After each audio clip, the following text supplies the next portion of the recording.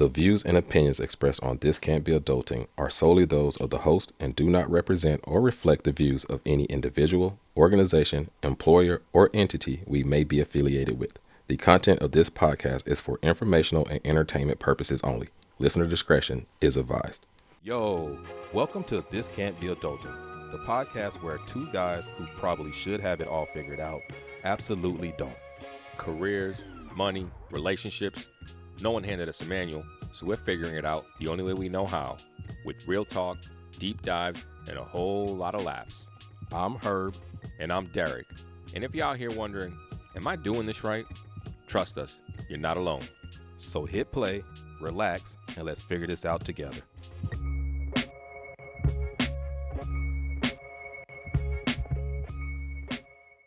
Yo, welcome back to This Can't Be Adulting episode 12. Derek. Episode 12. 12. We're just talking about how we're concerned that we're going to run out of topics to discuss in our episodes. Mm-hmm. And it's like, man, we've got topics for days because we were just talking about how so many of the topics that at least I wanted to talk about, I'm like, oh, that's going to be part of a small topic. The topic we're going to discuss today, by the way, I thought would have been part of like another episode. Yeah. But now we can do a whole episode on this bitch. I think what I've realized is that there's a lot of times where we have like our topics and then we typically will have subtopics within those or things we want to hit on. After going through those, I find like, man, we could have had a whole episode on that one subtopic. And I think that's where we probably continue to find. And, and we're learning. That too. And adulting doesn't, it happens. That's another, man. Adulting happens to our loyal diehard fans. As you probably have noticed, we missed the week this week. Yeah. We had full intentions of recording. But again, this is adulting.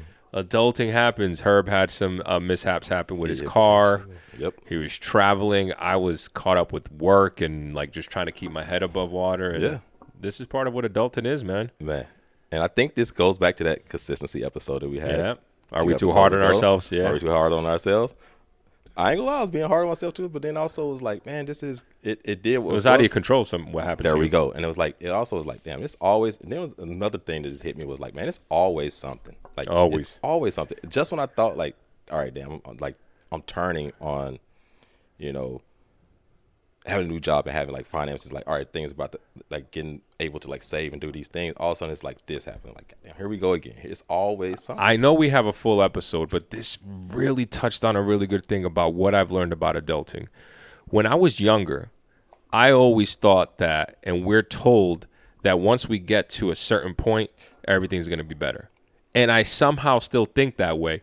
To your point, I was sitting here at the beginning of this year, and I'm like, I'm going to be stacking so much money. And then, boom, shit happens. My bathroom door broke. My bathroom shower door broke. Had to get that fixed. Right now, I'm dealing with an insurance claim in my home. I got to get my whole roof replaced. If anybody knows about roof replacements, that shit ain't cheap. Right. And even with the deductible, I still got to drop several $1,000s if my insurance claim gets picked. But like, I have to do it, and it's like, all right, I'm doing it, and boom, another thing dropped today. Like I told you, with my new car, I had to get it tax paid. I was almost, let's call it, $750 almost. It's like. And it's never, you feel like you're going to turn the corner and then everything's going to be better, and it doesn't work like that. Man, it's so funny. And then the next thing I also had a realization was like several months, like let's say go beginning of the year as I was looking for a job, like at the time, the issues I was having were like was within this budget frame. Yeah. In this specific budget frame. Now I've exponential like multiple times that budget frame that I had then, and I'm still like in these like same positions of feeling anxiety of like, holy shucks, I'm not having that money. I'm not gonna have enough money, and it's like so crazy to like I don't know, just the adulting aspect. Welcome to adulthood, and this is what this podcast is about. Yeah, oh yeah, it's fucking crazy, but look, hey, that was a little catch up on us. We actually have a full episode today about a big topic that we are all a part of. Absolutely, we're all gonna discuss, and I think we all. I won't say all, but there are some different ways of us experiencing this specific topic, and specifically the way you and I experience this specific topic. Yeah, we speak very differently. It's very differently. And we're going to touch on that. Herb, stop leaving me on the edge. What are you talking about? What topic are you talking about? What are we talking about here? So the big topic we're talking about today is social media. Ooh. And the impact of social media. Mm. Such a hot two words that, you know what, it's just crazy to think back 20 years ago. Let's start there. I mean, And that's where the topic goes. Let's start there. The rise of social media. The And you rise- know how we love doing this shit. Every episode we want to talk about where we grew up, right? Where we started. And there's a reason why we're millennials. that is true. Right? Millennials is the era that grew up without before the internet or right when the internet dropped. That's what it was, right when the internet dropped. I think Gen X is before the internet, which is your brother, right? Your brother's Gen X, right? Yes. Your brother's Gen X. And millennial is, for the most part, we were raised without internet, but it came right in the middle, like right around when I was 13, 14, 15. You can remember it. Like, I can remember it clearly. We spoke about this. Like, I remember getting the internet and dial up. And same with this topic here. I remember the first time I saw social media, and it was the summer of 2004. 2004. That was the first time you saw social media? First time I saw social media. Wait. All right, Summer. I gotta hear this. 2004. That's late. That's late in the game. I was taking summer school. It was after my first semester or my first year at Iowa. So I was going from my freshman to my sophomore year. I was taking summer school classes, and there was a girl that was on the soccer team, and we was at the computer. Soccer girls, dog. We had the computer lounge or the lab or whatever, and she was like, "I'm getting on this thing called the Facebook," and I was like, "What is it?" And she was like, "Oh, it's this. I can see what my friends in high school were doing." Now, remind you, I'm from Arkansas. And my friends, I'm like, why the fuck do I want to know what my friends in Arkansas are doing? Like, what's the value in this? Like, this makes no sense to me. She's like, no, I can see pictures and what they're up to. Like, why do you care what your friends back home are doing? You're like, we're here. Like, we're athletes. What are you talking about? They should be worrying about It was a new concept. It was a new concept. I did not get. I didn't grasp what was going on and what the impact and what it really meant. And I just remember that being the first time I actually saw social media. So, I guess let me reframe it too, because I think we're thinking of traditional social media because Facebook is still around. The way I'm thinking about social media is AOL, instant messenger, chat groups. Like that to me is the beginning of social media because that's when we started becoming connected, right?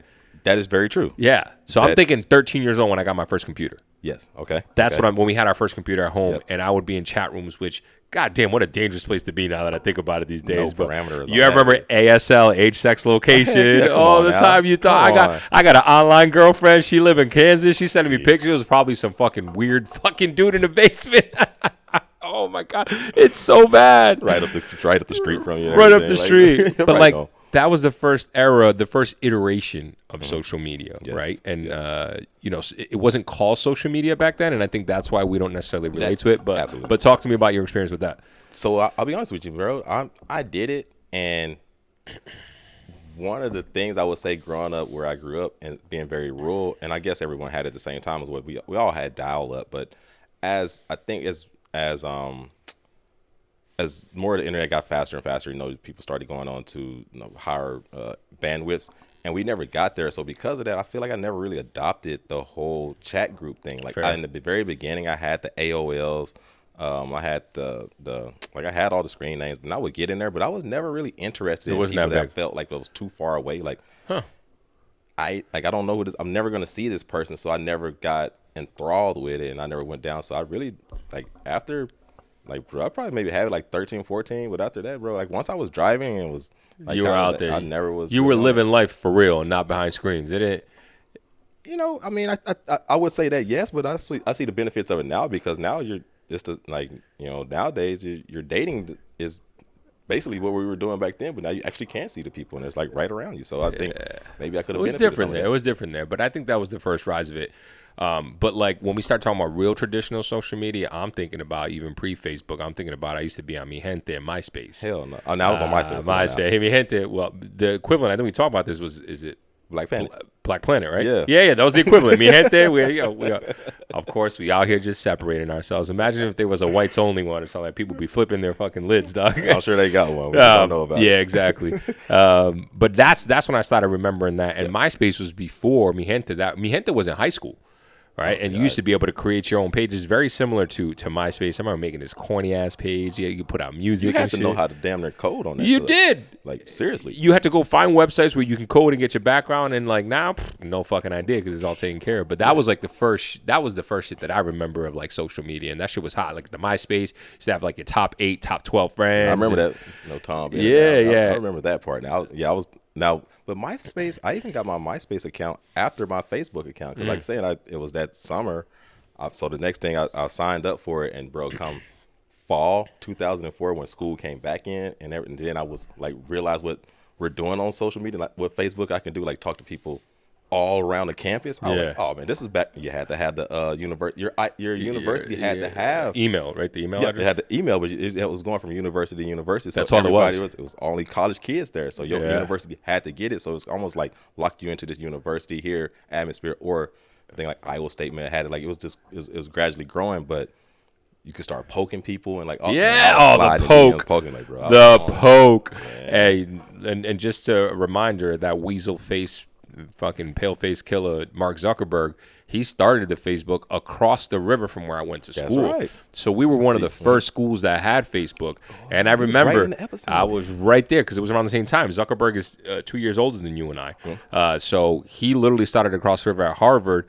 And then it went all around. So BU, we were one of the first ones to have it. And I remember for me it was how many people do I know at different universities? Because the list used to pop up of how many friends you would have at each university because it was just a university thing. It was just a college school thing before it turned into this massive everybody get on Facebook. And I remember having this list. I was like, oh, I know someone at Stony Brook here. I know someone at UC Davis here. And I don't know, for some reason I thought that was cool. Like I know all these people all over the country type shit. But like, I was just some cornball shit. But the poke, the messages. And you know what was still heavy back then too, especially my freshman, all of college was AOL Instant Messenger. That was still big for me. See, and it was kids that it was like dudes on the team that were on that, and they were beating people. I was just never was me, bro. I never got into it. I was always I used to write the longest fucking away message. Like people gave a fuck about what I was doing.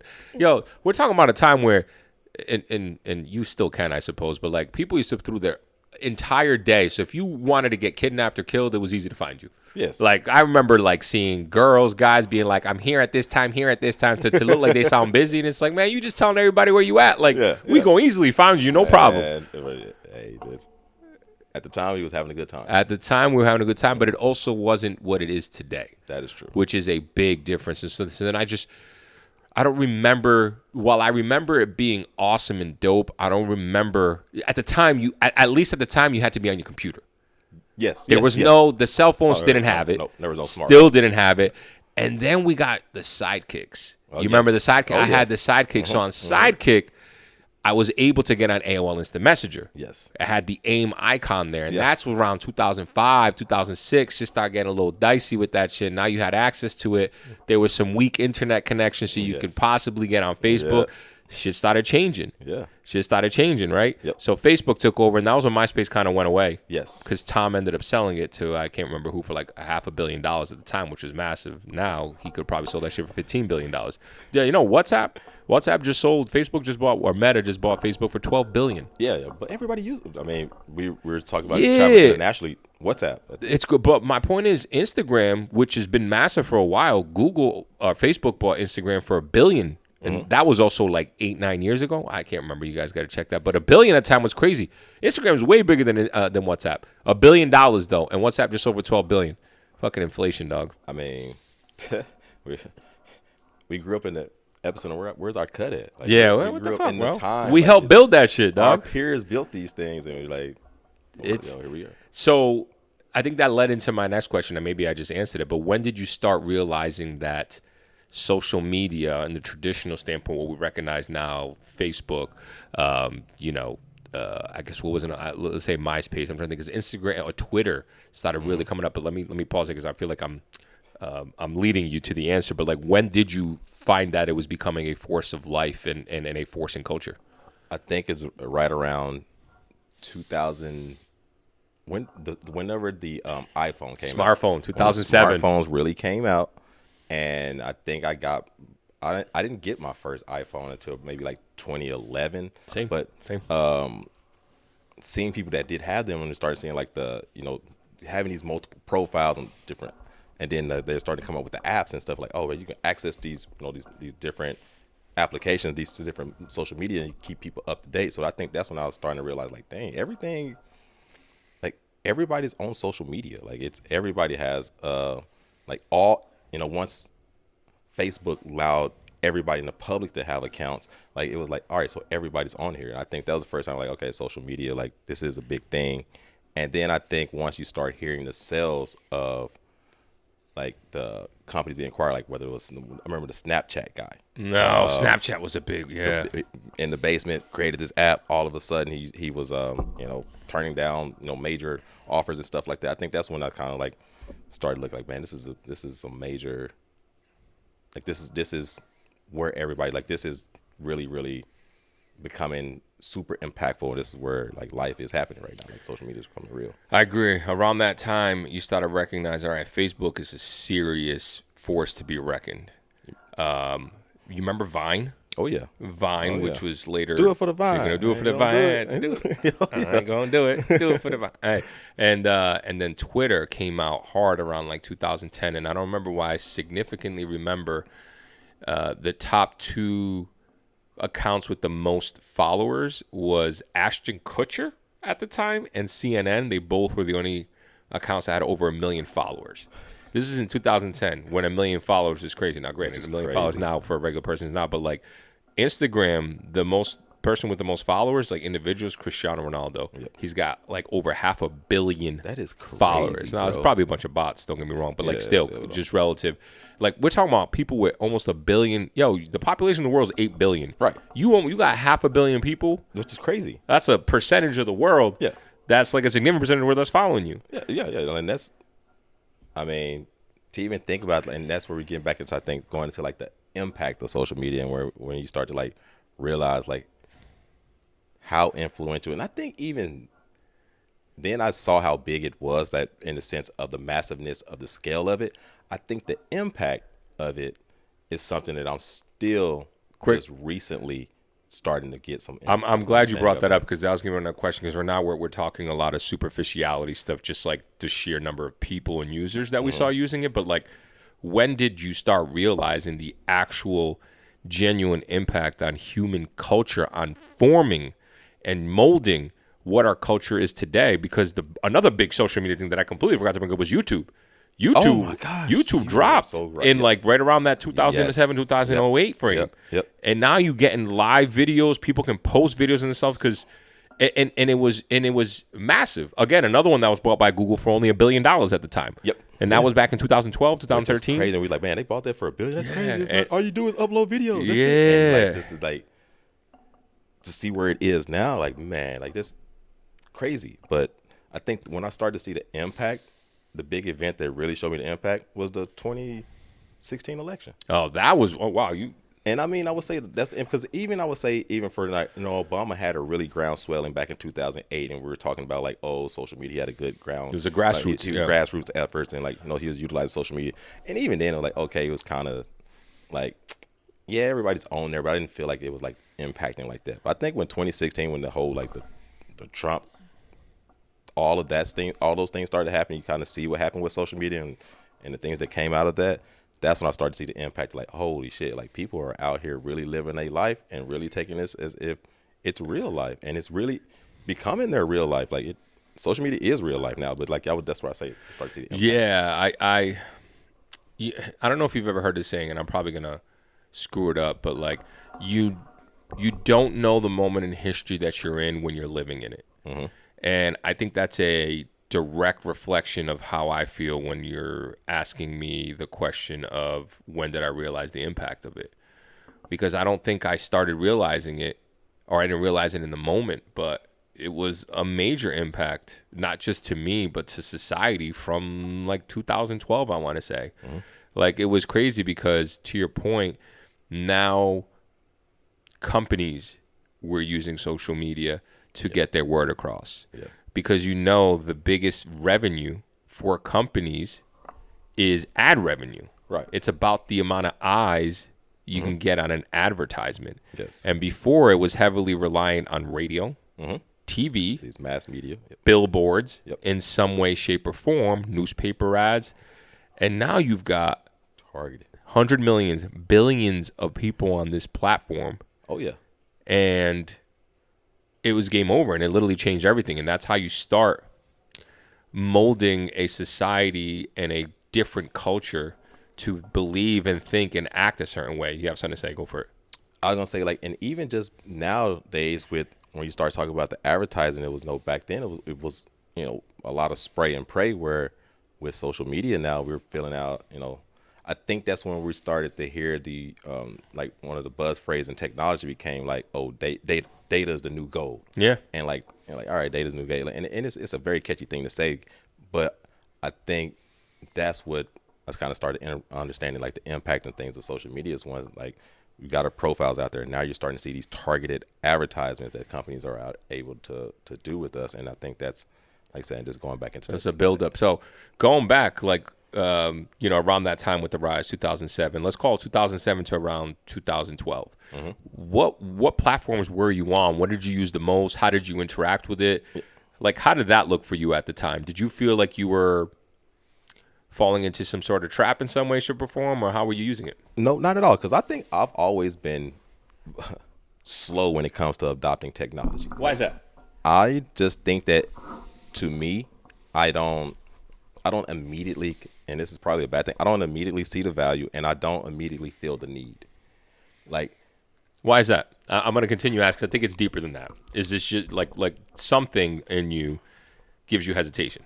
I think it's more so that I just almost in a loose spot. I don't care what other people are doing. That's what I wanted to get to. Like, I just don't care. Like, and I appreciate it. It's not that I. Not from a negative aspect, I just genuinely don't care. Like, I'm indifferent. I was gonna say, I don't think it's that you don't care. It's that you're not worried about what other people do or think. Yes. You and that's why I was asking, because I thought that would be a thing from what I know of you. Yeah. But you are the original hipster.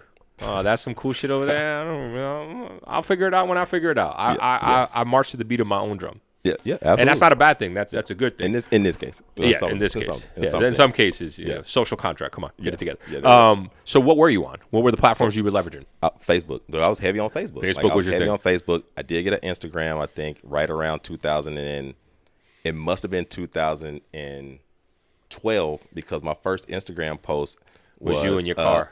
I remember you in your old car. Oh, you voted with the sticker, Yeah. I voted sticker for, and I was in here in Texas for Obama. And I'm like, oh, I voted. I had the little sticker. That's my first Instagram post. So that was my first. Like, Facebook was really heavily, and then Instagram came next, and then I think I adopted Twitter like a few years later. But you weren't really a heavy user on any of those from that perspective. No, I was heavy on Facebook in the sense of, like, I was keeping up with people and trying to slide into DMs and stuff like that. Yeah, but again, Facebook is different today than what it was then, and we'll get into where we are today. But I was never I've never been like a heavy poster. Like, fair enough. I'm never gonna be like, oh, this, that. I was never using it for posting. I don't think you've ever been that, from what I've recognized from you with any of that shit. Nah, bro. And that's fair. Okay, so you're saying, what about Twitter? Did you have Twitter heavy? No, not until probably 2016 is when I started to get on Twitter once. That became my new way of consuming the news. That's how I got into Twitter, was that every time I was watching the news, it was showing a clip of Twitter. And it's like, okay, I can get it. I can wait for the news to give it to me. Or I can go directly to the source. Or I can go directly to the source of Twitter. And that's where I'm getting all the breaking news was happening on Twitter. So that's why I adopted Twitter. Did you leverage each platform for a different reason then? Yes. What was it? Okay. What was that? Facebook was social media. Like, they're all specific. social media. Facebook was specifically for socializing, and I don't even want to say networking, but just reaching out to actual people that I did know. With people you knew. With people family, only friends. People I knew. Okay. Only people I know. Okay. I'm reaching out to them on there. Instagram was a picture thing. Like, I was just like, in that moment, if I took a picture, I would. That's how it was marketed at first. Yeah. Push your pictures. Yeah, you don't have to write captions. You don't have to write statuses. That's exactly just pictures. What it was. Put the picture. So I was doing that when I was posting pictures. But then Twitter is what I use specifically for news, and that's what I. Okay, understood. Good to know. So I never. I still have a Twitter account. I don't use it, but I was never into Twitter. Really? Never got into Twitter. It was just, there was too much social media that I used. And so I just didn't want to bog myself down and overwhelm. Even in the beginning? Even in the beginning. Never.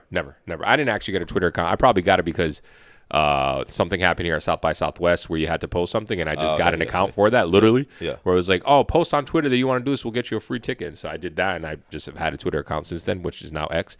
But I was Facebook heavy because that started right across from BU, like I said. So I was super Facebook heavy. And I used that for sure to put up statuses, post pictures as well. Like, it was the end all be all. It was the everything pretty much. Yeah. I got Snapchat. I was heavy on Snapchat. I was definitely heavy on Snapchat for a long time. And I didn't get Instagram until I moved to Texas. 2013, I got convinced by a friend to get Instagram. I remember my first post was like, I was watching the movie Halloween. So it was in October.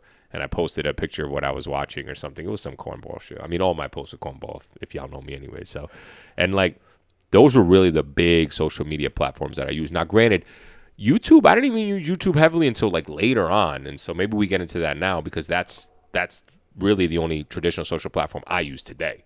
Yes. Okay. But we'll get into that. But like those were some of the ones that I was leveraging, and I used Facebook for keeping in contact with high school people and just seeing what everyone was up to, family from that perspective. And Snapchat was just to, I don't even know. It was just because everyone used it, I guess. Yeah, I think the time I used Snapchat was when we were all hanging out. Yeah. One of our friends, he was a Snapchat. Oh, king. yeah, that's right. We won't drop names. So that's why the only. It was a big status. It was a big status thing where you can post a video in a quick status because if you realize that now everybody can do statuses and videos. Yeah. Instagram wasn't like that. That's true, right? It was just Snapchat. Yeah. So Snapchat was for that, and then Instagram was like, oh, we can do that now too. And now everything does it. Yeah, everything does everything. WhatsApp does it now. Yeah. I do it on WhatsApp now. I haven't even forgot about like TikTok and stuff, but like some of the newer ones I do have TikTok, which I think is the best app out. YouTube is probably the best app out there.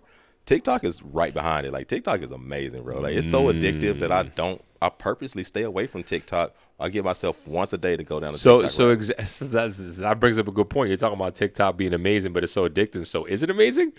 I mean, now we're just talking about a double negative. That's like saying, cocaine is amazing. It's addictive, but it's amazing. You know what I mean? I would say, it's a scary good. It's a scary good. Scary good. It's a scary good. The phrase I would like to use, like, because TikTok, is it helpful? I think all of these platforms have a benefit. Like, especially YouTube is like how we can start this podcast is because we can go on YouTube and research what we need, ideas.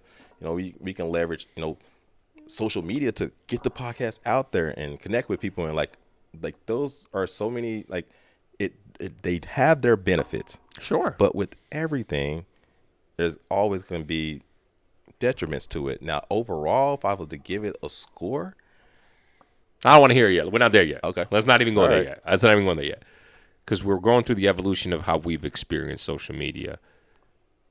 Did you ever feel, and do you feel, now you just kind of, before today, and I'm going to call today post-2016, post-Trump era, like 2016 to now, the last 9 years, because it's all, we were in our 30s. Yeah. We were adults. Yeah.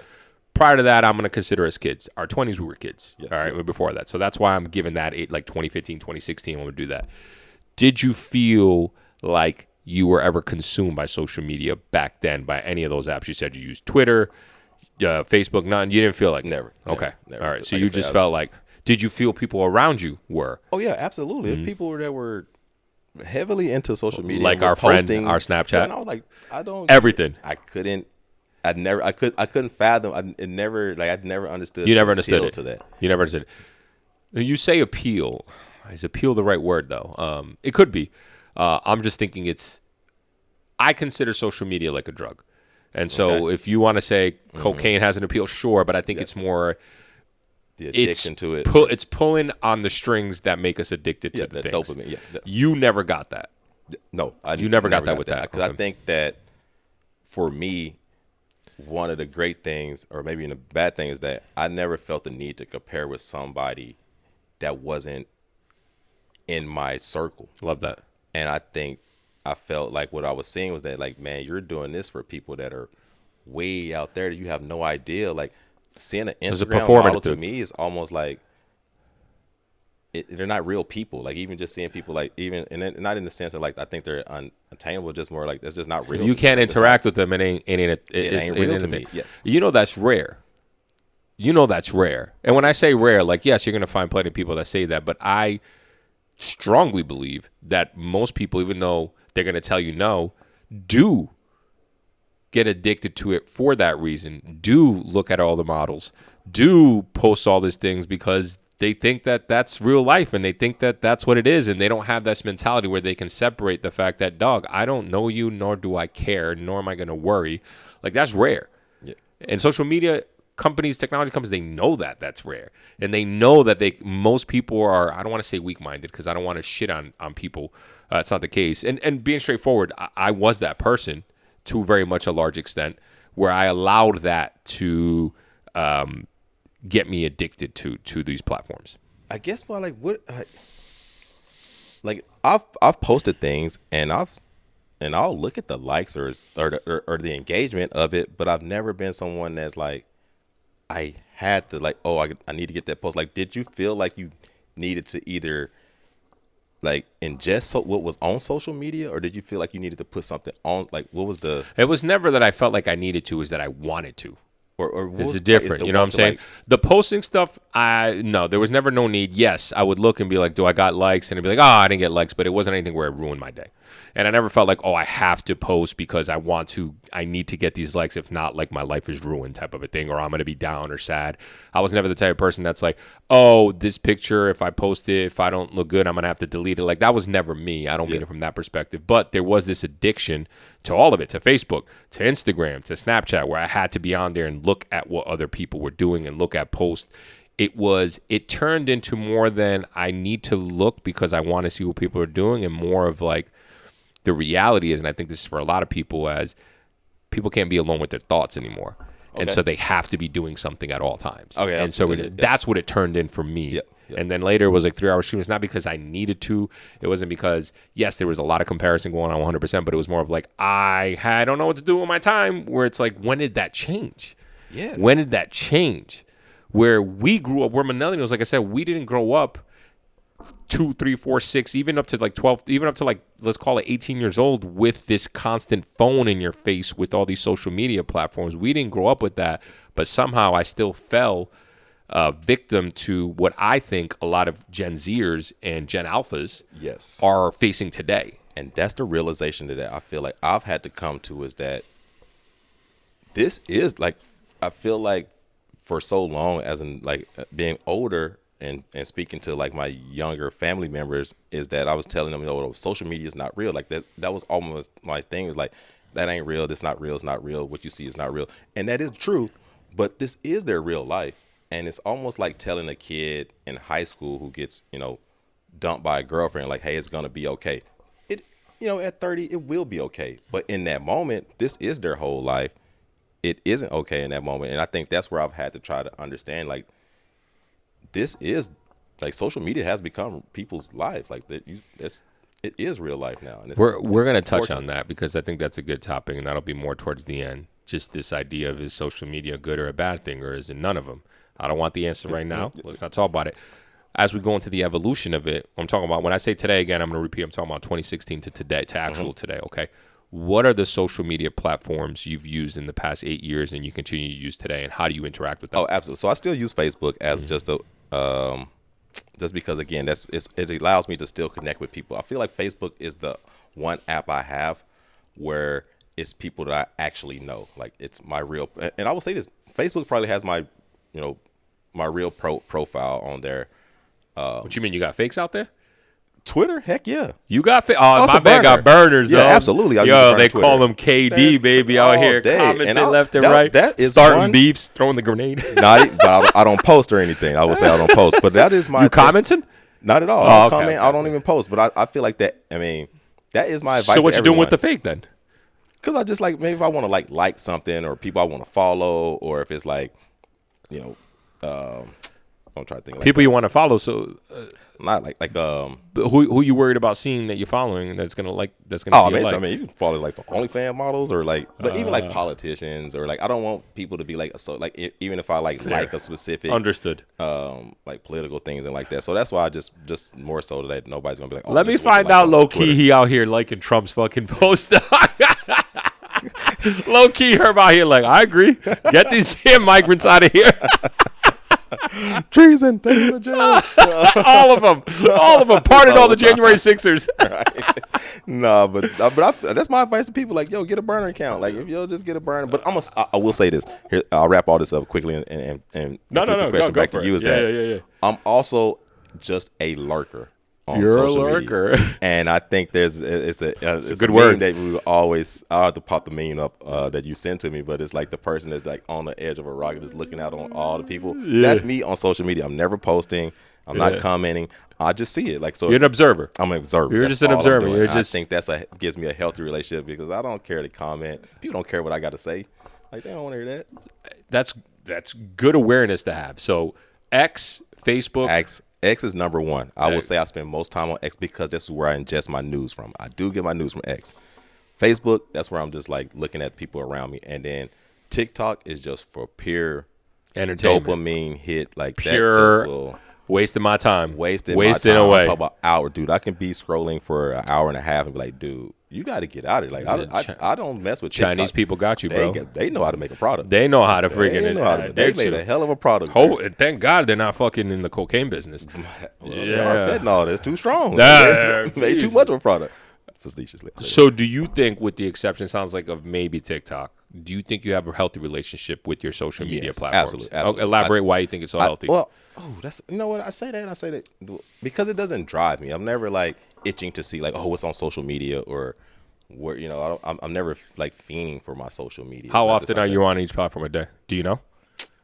I don't, but I bet it's a lot. Yeah. I bet Twitter is for hours because I'm constantly like I'll scroll through and just be looking for news, even though it's all the same damn news. All right, nowadays, so now we're going into I don't feel like I fiend it. Yeah. But it sounds like you are going on, even though it's like what's changed really. Yeah, and honestly, even as when we just decided we were going to discuss this topic, one of the things I was like, I always felt like, no, I have a very healthy relationship with my social media because I don't post, I don't, like it's never. But then I was like, actually, bro, you do spend a lot of time on social media, And it doesn't mean that like it's like super toxic and healthy. There's levels to it. Absolutely. But Yes. And I have this conversation a lot with people because, and now I'm going to switch it over to me. I don't have any more traditional social media with the exception of YouTube. Yeah. Like I got rid of Facebook. You know when I got rid of Facebook? January 1st, 2017. What happened right around that time? That's when the inauguration came in. Yeah. President Trump came in because Facebook was turning into a political cesspool, Yes. and I was getting into arguments left and right. Yes. So I'm very passionate. You guys know about this stuff. Yep. And I remember, I don't know if you remember this, during on election night, I asked Herb to come over and we watched election together, and we were drinking some beers, and we were just like shocked. Like we didn't see it coming. Yep. And I remember being on my phone looking at Facebook and just getting fucking pissed off because there was people around us that voted for Trump. And so I got off Facebook January 1st, 2017. I got off of Snapchat September of 2019. Same reason? I was just like, I'm going to try to shut myself up as much social media. I don't remember why I did it at the time. I got rid of Instagram January 1st, 2021. Okay. 2021, because I was like, you know what? Social media is deteriorating my mental health. Not fully. That wasn't the only reason, because even though I got rid of them, I still have a lot of anxiety, a lot of all that stuff. And part of it is because of just how I'm built now. I do a lot of comparison, unfortunately. And we've talked about it with the definition of success and all that stuff. Mm-hmm. If I had those traditional social media platforms, it would be even worse. 100% it would be even worse.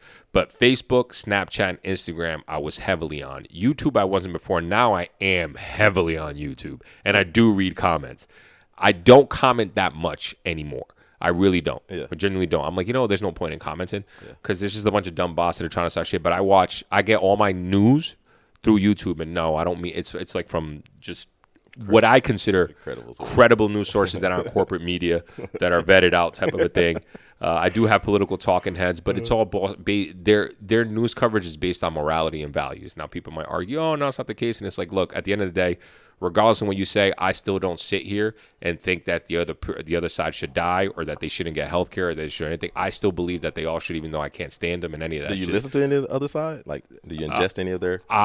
Through my channels. Okay, but not directly. Yeah, and especially we're talking about morality and value issues. Like, I'm not gonna give any news to Fox News because they have no credibility in my source. Same reason why I don't watch CNN either, though. So it's like they're not doing anything in good faith anymore. It's all about clickbait. Yeah, of course. I mean, it's entertainment. That's what everything is right now with social media. I feel like, right? Yes. That is what everything is on social media. It's clickbait, rage bait. And I'll even say that like one of the things that drove me away from, and I have Instagram, but I don't get on as much, is that like it was the picture app, and then I think it for whatever reason they've made some change to the algorithm. It's like everything on my Instagram is like an ad or something. Yeah. So it's not personal to me. So I don't care to interact with it because I don't feel like it's personal. It's not personal to you, really. That's what drew me away from Instagram. I don't really see people that I know. A lot of this time I'm scrolling through my Instagram, it's a lot of Like I might see one or two pictures of someone I know, then it's like add. So you're not on Instagram as much anymore. No, that's not as probably much. why, because they don't have that much data to collect on you anymore. Because Well, you're they're slowly all going off of tied. it. Though, hell, I thought That's a good point. Y'all no, using the same thing. not TikTok and Instagram. Well, TikTok just because they're two different countries. I'm giving TikTok my information. I'm giving it to them. I mean, through my searches, I'm giving it to them. But on social, but even on like you some sort of commie or something, man. I mean, basically. But no, but on Twitter though, like I say, I had 2 accounts for as long as I had my regular profile, and I never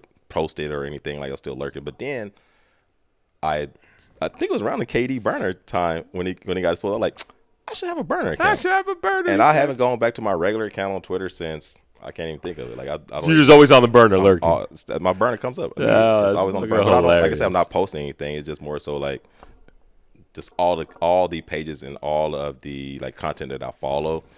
I would just not want that all. Here's the reality about where I stand with social media. When I tell people I don't have traditional, I got LinkedIn too, if you consider that social media, which can be just as toxic. I will say this. I'm starting as a professional to really utilize my LinkedIn a lot more. You can, but it can be just as toxic. Absolutely. Now it's turning into that. Now that's everyone being like, look at me, I just got this promotion. This is absolutely, dude, it's nuts. Absolutely. And I've caught myself scrolling on that bitch for like an hour, just scrolling. Absolutely. And I'm like, what am I doing? Start a new position. And then it gets you. Or then start like somebody put out a post like, oh, that's a smart ass post. That person Yeah. is doing way better. Like, or of course you're looking at job titles. Yeah. So now I can Job title's the biggest look thing. Up your job title, look up how much you make, and be like, dang. Like, Yeah, make that comparison. it can be just as bad. It can be just as but bad. keep- But what I was saying is when I tell people that I don't have traditional social media, they all look at me the same way that they look at me when I tell them I'm not drinking right now. Mm-hmm. Oh, you have a problem. And it boils my blood for a little bit, but then I'm like, you know what? It doesn't matter what they think. But I find it funny because there are people, even in my life that have been close to me, that I'm just like laughing because I'm like, dog, at least I recognized what it was doing to me mentally. You don't even recognize. Yes. And it's similar to like what you said. You were like, I got a healthy weight. And then you were like, stop thinking about it. You're like, oh, well, maybe it's not that healthy. And like the reality is the majority of us do not realize how unhealthy their relationship with social media is. And it doesn't mean, again, there's levels to unhealthiness. I'm not saying it's unhealthy where you can't hold, and for some people, it's really toxic. Don't get me wrong. And you're saying unhealthy from a mental state. In general, yeah, a mental state or a sedentary state. It could be physical. You could be stuck on social media and you're not doing shit, or like however you want to determine or define unhealthy. I just think that people don't realize it because they don't want to admit that social media got them addicted in some way, shape, or form. Right? And again, there's levels to it. Maybe you're not on it 6 hours a day, but you're on it 2.5 hours a day.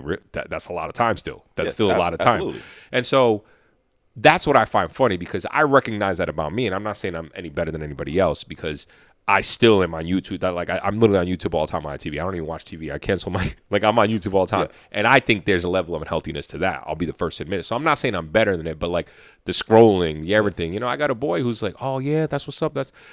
And then like I saw him the other day, not the other day, this was like months ago, maybe even like a couple of years ago, like saying, oh, that, I know I'm good with social media. And this motherfucker the whole night was on his shit just scrolling. And I'm like, you don't even realize it sometimes. Oh yeah. You don't even realize it. And I guess where I want us to be with this, I want us to be okay with acknowledging, hey, you know what? Yeah, this is kind of not good. But I think people feel a sense of shame. I think we live in a world where nobody wants to be wrong. Oh yeah. And everybody not only nobody wants to be wrong, you don't have to be wrong. Yeah. You can go and find on social media, you can go find your confirmation bias, your affirmation anywhere, including about your social media use. Whatever you want to believe, there's someone else out there that has a page that you can go and follow with some type of content that you can use to back up your crazy ass theory or whatever you have going on. So I think like nowadays it allows for that. But I was going to say from a healthy standpoint that I was thinking is that for me, I was like looking at it as like when someone says, you brought the thing when they say like, oh, I'm not drinking right now, and you say they have a problem. That is the first thing that would go to my mind, like, oh, they have a problem.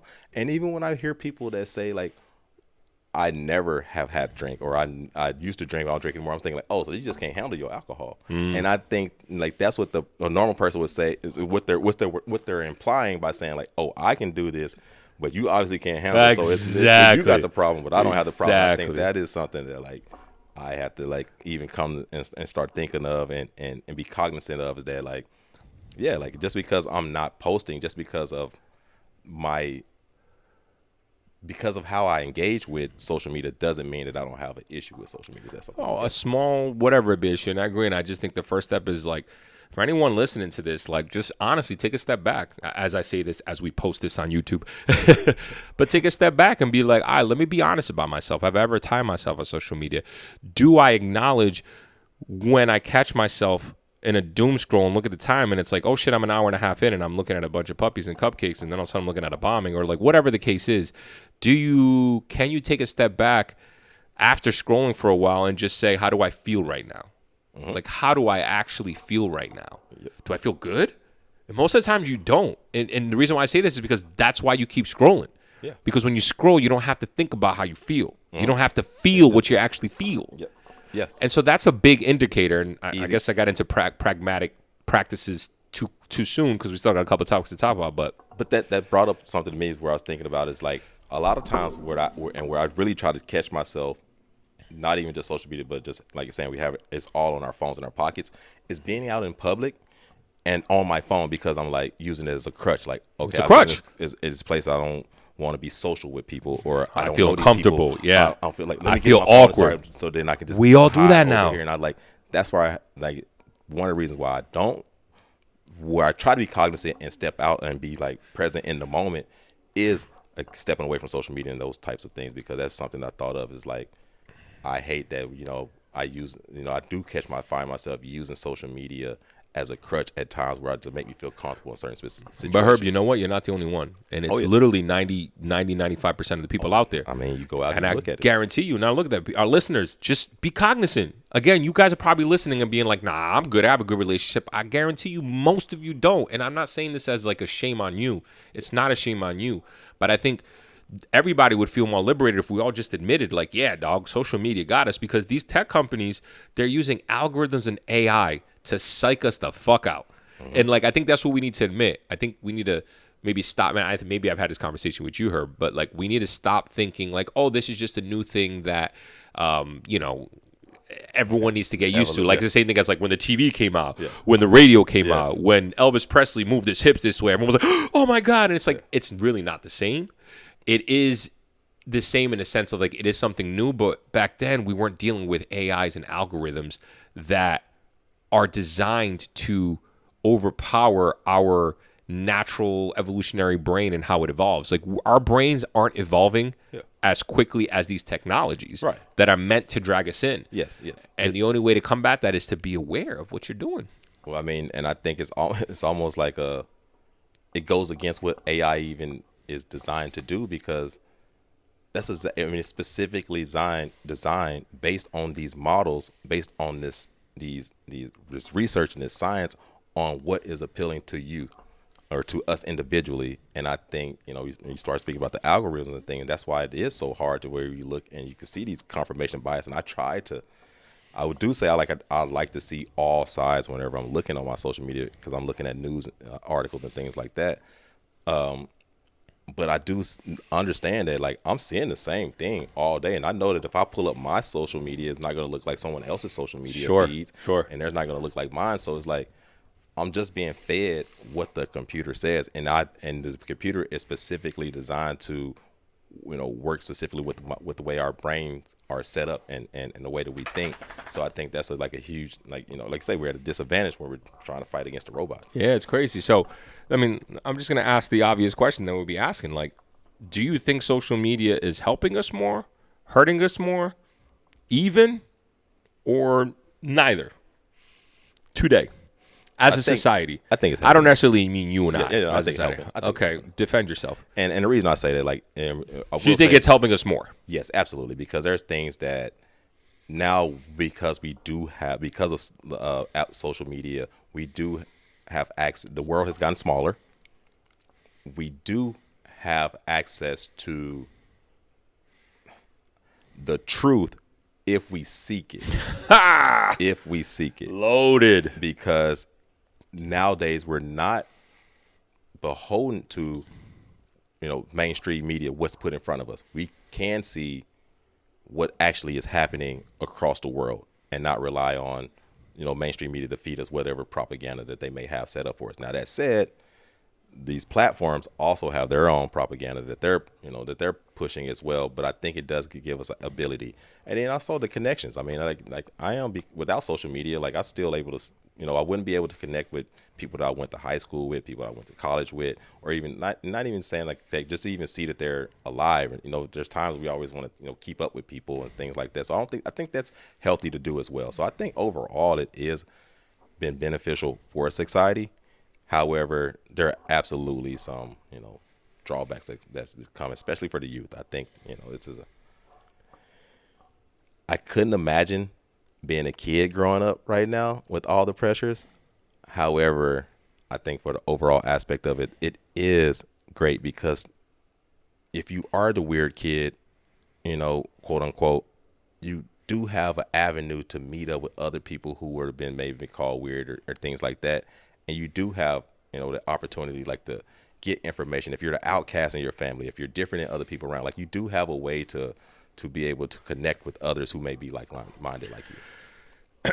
I get what you're saying, but I'm going to take the opposite. And shocker, I think social media does more bad and is doing more bad than it is good. I think the intentions were somewhat honest in the beginning, although at the end of the day, most intentions are always come down to money, even though I'm sure Zuckerberg thought this is a cool way to connect, like you said. I think that's the message and propaganda that they're going to feed us. Connect with your high school people and blah, blah, blah. Like the reality is if you want to stay connected to someone, you can stay connected to someone.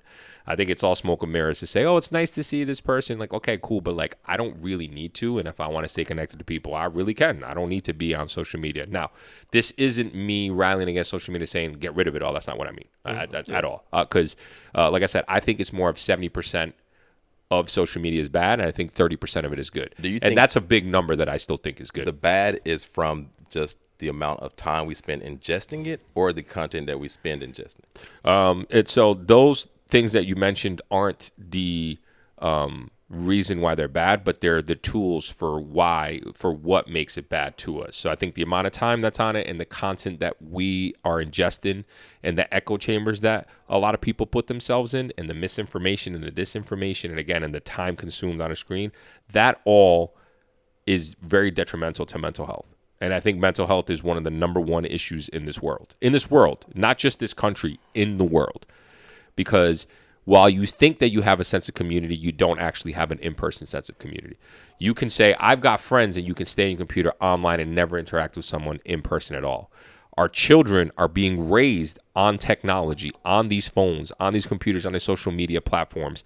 And their brains that aren't fully developed are being molded by these social media things. So what they think is normal isn't really normal. Now you can argue, but this is the new normal. And it's like, no, this is not healthy for our kids. Our kids have more anxiety growing up. The Gen Z is called the anxious generation. Read that book, by the way. Haven't read it, but it's called the anxious generation. It's all about kind of social media and technology and all that stuff. Do you feel like any of this may be a result of there being more awareness around it? Around anxiety? Yes. I think it's or do you think it's just we generally overall there is higher anxiety? Do you not feel like that there's always been this level of anxiety? No, there is higher levels of anxiety, although there were certainly a lot of anxieties that were never diagnosed because people didn't really know about it. I think it's a combination of both. I don't want to act like social media is the only reason why there's anxiety. I don't mean to say that too.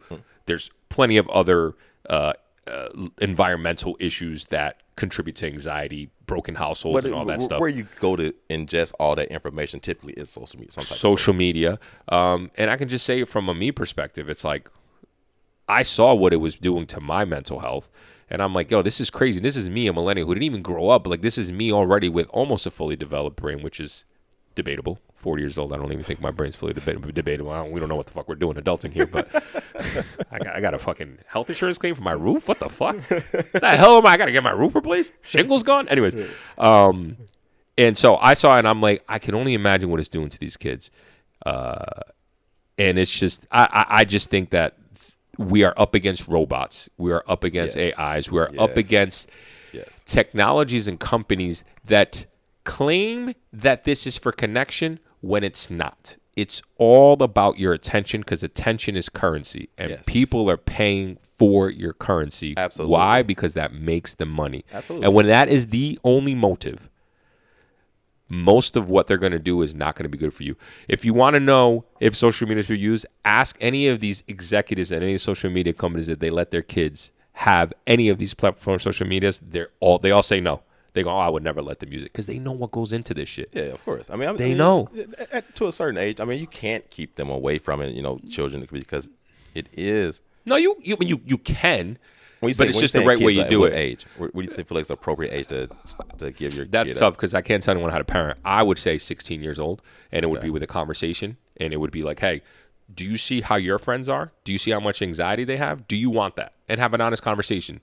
Like, how do you feel about that? And you just be like that. But yeah, I mean, like I said, I'm not here advocating to eradicate social media. That's not what it's about. And it's the same conversation we've had about AI. I'm not here about, because I do think there's a lot of, like I said, 70% bad, 30% good. 30% is a big number. It'd be one thing if I was saying 98% bad, 2% like not worth it. You feel like 70% of it is bad, huh? I definitely do. I just think it's, like I said, it's all rage bait now. There's the good things that you can possibly find. But again, you have to be such a self-aware, done the work adult to be able to leverage social media in a positive, healthy way for your life. And I think that's very far and few in between. That's what I'm arguing. And that's generally how I feel. It's just one of those things where I'm like, I just don't think I think most of it is pretty bad. Okay. No, I was saying, like, I feel like at 16, it's like it's so much from the age of 12, you're kind of starting to see people hit puberty. So like there's 4-year gap between 12 to 16 and some very influential years. And I do agree with you that there needs to be some type of limitations on kids with the social media, and I have no idea what the appropriate age is.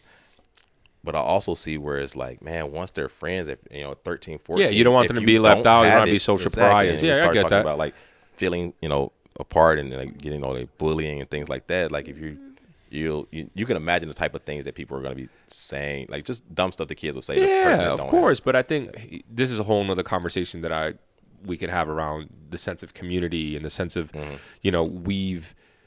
this society has made us think that we have to be individualistic in the way we grow up and pull ourselves up from our bootstrap, and you have to get your own, as opposed to what it was, back in the day where it was a community. We're all going to do this together. And the reason why I say that is I think if you build a sense of community where it's you, your kids, and like 5 other families and their kids, and the parents come to agreement, we're not going to let our kids have social media because they're all friends. No one's going to be bullying them like that. I agree with you. You know what I mean? I do feel like confirmation bias is the genesis of the issues that we have with social media, is that you can get, although one of the benefits of social media is that you can connect with the people of like-minded. Unfortunately, some people's minds aren't, are in very sadistic, or bad places, I would say. So I think that's, that's the benefit, that's the downfall of it. So it's kind of like the yin and the yang, I would say. But 70-30 is, that's what I think. I would like to say, maybe that's what I think. 55 bad, 45 good. I'm saying what I think because you think it's more good.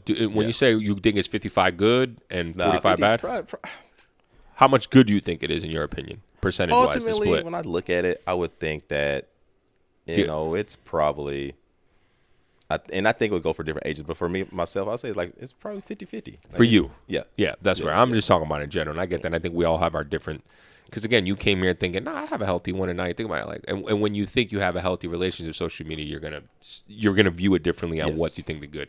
But last question to tip it all off, as adults, right? As my man's 40, 39. I mean, I guess what is your suggestion on how we as adults should treat, view, and navigate social media today? I would say that for me is, again, going back to being present in the moment and understanding that what's on social media isn't real. Like, well, it's none of it is real. I won't say none of it, in a sense, or how you're ingesting it. I think people, we're gonna think the most extreme whenever we see anything that is left up for interpretation. So we see one picture of a anything, and our mind is gonna assume and fill in the blanks and create the story and create the most extreme of it. So I think that's where I say it's not real in the way that you're thinking about it. Even though you have to, like, you post a picture of someone, of course that picture is real of them, but it's not who they are, their real life is not. And I think if we just step back and realize, like, that's not real, what people put on social media isn't who they truly are, isn't real. And this comes from a person who has a burner account. So I think that's my advice, is just don't take everything in social media to be in real life, and just be more present in your community, in your circle, with the people that are around you, and have more value into that, having impact on your life, having more weight in your life than what you see on social media, competing with people that you don't even know. Yeah, I agree with you. I think that's great advice. What I would say, what stuck out to me, and it just popped into my head because it's going to sound like maybe I'm being contradictory, but I'm not. The reality is that social media isn't really the problem. Social media is a reflection of how you feel inside. Yes. Social media is a reflection of how you've been conditioned in your life experiences and what life experiences you've had. So if you are angry, if you're upset, if you feel like you're a victim, your social media is going to reflect that. Oh, yeah. Now, and so that sounds like I'm contradicting myself, but like the reason why I feel like social media is so bad is because these companies know that. They know that most of us have been through shit. Most of us are experiencing something about us, and they're preying on that. Yes. They're being irresponsible just to capture us. So my suggestion is, if you want to have a healthy relationship with social media, you have to have a healthy relationship with yourself. Oh, that's yes. You got to go do the work. Yeah. Because if you don't, how you react with social media is going to reflect how you're feeling inside. And that's the only way to get around it, I think, in my opinion. Yeah. To your point, you, for the most part, you feel good about yourself. Yeah, you feel good about you as a man. You're confident in yourself as a man. Yeah. This is why you believe that your social media relationship is healthier than most. Yeah. Because you feel good about yourself. Right. I definitely agree with that part. You know what I mean? So that's why I was saying with me, why I got rid of social media, because I didn't feel like I was in the right place mentally, and I feel like my social media was reflecting that. Yeah. And so I was like, I got to get out of this, right? So I think it all really comes down to us. Now, as a tie-in, do you ever consider it, would you come back to social media? Would you ever? I think only if, like, I started a business. This can't be adulting. We need to get an Instagram page. Right. You know what I mean? Like, start a business, and it was for good reasons. Yeah. And I do if I feel like I'm in a position where I am, for the most part, mentally healthy, mentally in a good position, less anxiety, and that I believe that I can handle it. Yeah, I think so. But I want to have a goal or something. Like, it's not a goal. Okay. No, it's not a goal of mine. I don't like. I'm off. I've been good. Like I said, I still got YouTube. Yeah. So I'm having it. I'm on it heavily. You know, sometimes very unhealthily. But like, I still got a lot of work to do on me. So until I get to that point, I'm good. I don't. It's no goal. I don't necessarily need it. I don't miss it. You think you're gonna miss? That's the other thing. People don't get off because they're like, it took me a while. You always own excuse. Oh, but I'm not gonna be able to talk to this person and shit. And then at the end of the day, like I said, yeah. But at the end of the day, like I said, it's like if you really want to be connected with me, if I really want to be connected with you, I'll connect with you. Yeah. You'll connect with me. Yeah. We'll just call each other. Yes. We'll text each other. Yeah. Yeah. I don't need social media for that. Yeah. You know, I talk to a lot of people that are like, oh, I have it because of family, and I'm like, dude, that's family though. Like, just get their number. You could talk to them. Like, stop making excuses. Yeah. And this is how I know that you don't have a healthy relationship, because you out here making excuses. It's not the only way that you can contact somebody. But like, anyways, let me get off my high horse. Yeah, I think that it's a good convo, man. I think that again, it's one of those topics that we could continue to go down different rabbit holes. I mean, we can get it on even just one social media platform like Twitter. We could have did a whole conversation on Twitter and our relationship with Twitter or lack thereof, or our thoughts on Twitter. Because I mean, these things, I think it was. Well, hit us up in the comment section on YouTube, please, or drop us a text if you want to, if you're shy or whatever the case is. What do you guys think about social media? How do you guys interact? There you go. What's your relationship? What are your favorite ones? Have you taken a step back and evaluated if you have a healthy relationship with it? And it's okay to admit that you might not. Maybe you haven't thought about it. Like, I think we need to be more in a world where it's okay for us to admit if we have I don't even want to say problem, but like a challenge with something. It's okay, guys. Yep. We're all trying to figure out. We don't have it figured out. Trying to figure it out. That's why we can't be. Let's jump into our next segment. Herb, I'm gonna let you kick it off, man. What's something fun that you want to teach us that you've learned at your ripe age of 40 years old, dog? Yeah, this is something that here recently we've both been doing a lot of international traveling. Yes. And this is one that I'm gonna throw out. Is I don't even want to call it a piece of it.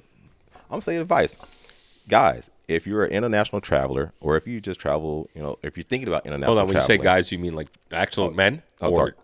Oh, okay. People, okay.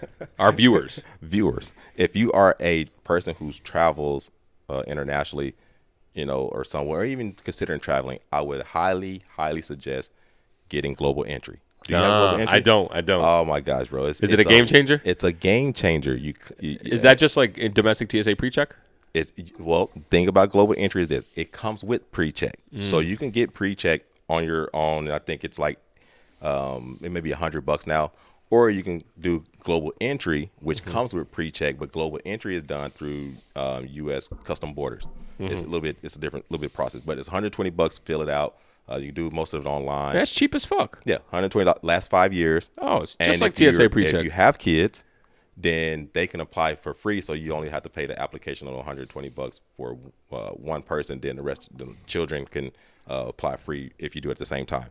Reason I was saying reason why I would get Global Entry is that flying internationally, coming back in, you just go up, take a nice little picture. You don't have everything digitized. You'll see everybody like Derek over in that little line that just gets all the way long and they're filling out custom forms and all that other shit. You don't have to do that.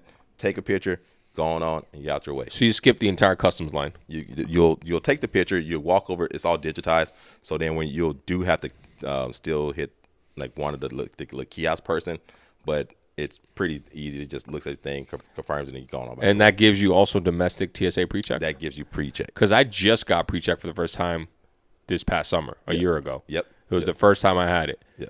Just domestically, and I paid $120 for it. You're saying I could have paid the same, and I would have gotten Global Entry too? You would have got Global Entry. And man, I got robbed, bro. And some of you that have certain specific types of credit cards, you can look at it. They will reimburse you if you get Global Entry, $120 every 5 years. So look at that. But I would highly advise, and I'll put even maybe the link to it, but go and get Global Entry. It's worth the money. Fair enough. My man just came from a trip from Colombia. He knows better. He knows better.